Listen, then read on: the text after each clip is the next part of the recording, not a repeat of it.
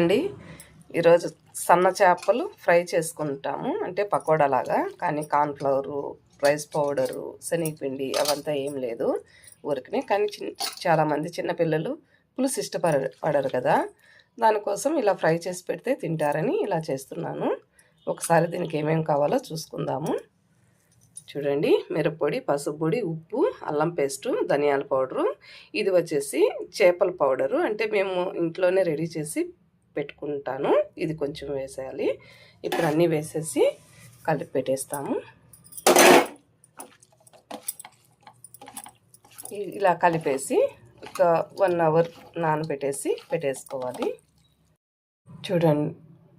చూడండి కలిపేసాను కదా. ఇప్పుడు కొంచెం నిమ్మరసం, ఒక కాయ నిమ్మరసం వేసుకొని మళ్ళీ ఒకసారి కలిపేసి ఇలాగే ఒక గంట సేపు పెట్టేసుకుంటే తర్వాత మనం ఆయిల్లో డీప్ ఫ్రై చేద్దాము. ఇలా వచ్చేసాయి కదా. ఆయిల్ వేసాను, మర్చిపోయాను వీడియో తీయడం. కొంచెం బాగా కాగిన తర్వాత కొంచెం సేపు వేడెక్కిపోయింది. ఇప్పుడు చూడండి, ఇలా వేసేద్దాము.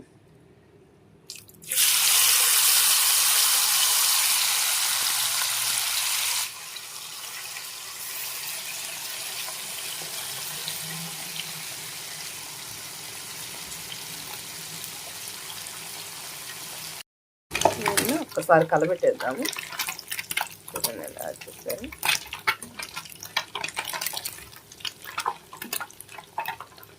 ఒక 2 సెకండ్స్ ఉండిద్దాం. బాగా వేగిపోయాయి. చేద్దాము. చూడండి ఎలా వచ్చాయో. ఒక ప్లేట్లో అరిటాక్ కానీ, న్యూస్ పేపర్ కానీ, బటర్ పేపర్ కానీ ఆప్షన్ అండి, మన దగ్గర ఏది ఉంటే అది పెట్టేసుకొని దానిపైన వేసేస్తే కొంచెం ఆయిల్ ఏదన్నా ఉంటే అవి పీల్చేసుకుంటాయి.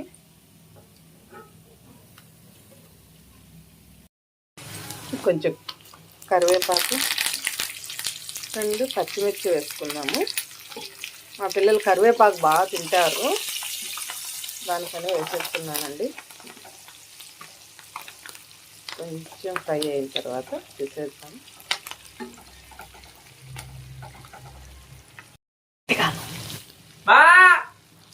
ఏం రా, ఏం చేస్తున్నావమ్మా?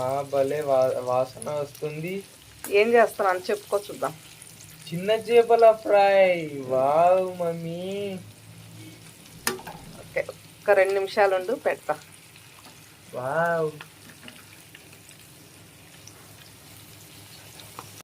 అండి, ఫైనల్లీ అయిపోయింది. దీంట్లో తినేటప్పుడు కొంచెం నిమ్మకాయ పిండుకొని కొంచెం పెప్పర్ పౌడర్ చల్లుకొని తింటే చాలా బాగుంటుంది. ఒకసారి ట్రై చేయండి. Thank you.